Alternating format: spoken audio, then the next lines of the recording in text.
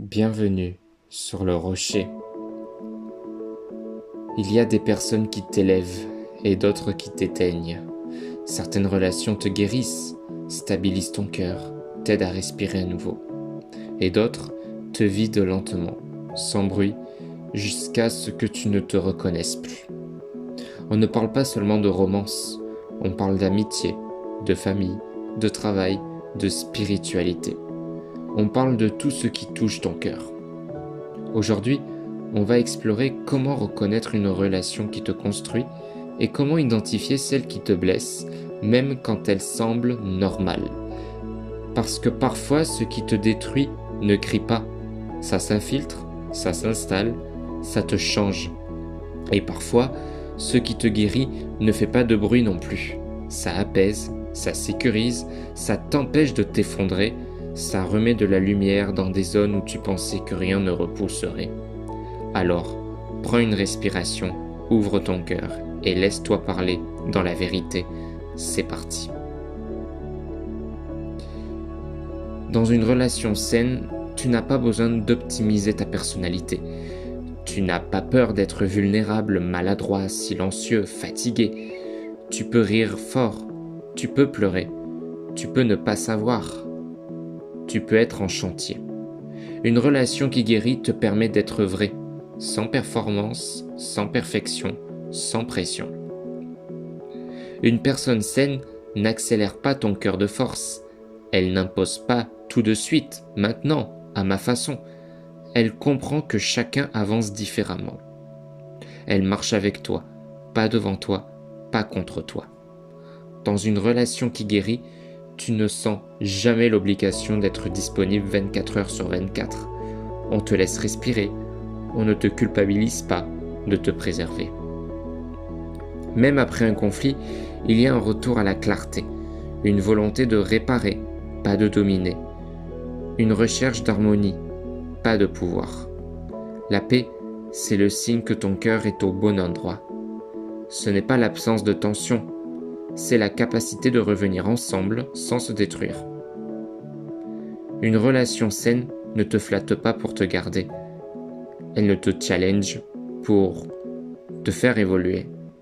Elle t'encourage, elle croit en toi, elle ne se réjouit pas de tes échecs, elle te soutient dans ton changement. Grandir ensemble, ce n'est pas un risque, c'est une direction. Une relation qui guérit te rappelle que tu mérites du respect, de la douceur, de la compréhension, de la constance, de la patience. Elle te montre que ta présence est un cadeau, pas un dérangement. Tu réfléchis à chaque mot, tu anticipes chaque réaction, tu réécris tes messages 3 fois. Tu as peur d'être mal interprété. Tu deviens un stratège dans une relation où tu devrais être juste toi. Chaque échange te coûte. Chaque conversation laisse une trace d'anxiété. Tu te sens aspiré, affaibli, comme si quelqu'un coupait ton énergie sans que tu comprennes comment. Une relation qui, vide, ne commence jamais par un hurlement. Elle commence par une fatigue subtile. Tu te demandes si tu n'es pas trop sensible, trop exigeant, trop bruyant, trop silencieux.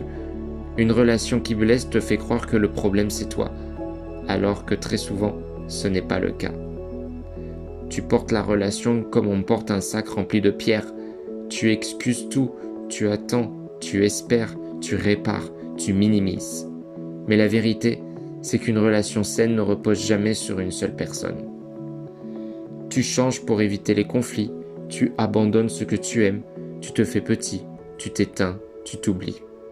C'est le signe le plus dangereux. Quand une relation t'éloigne de toi, elle t'éloigne de la vie.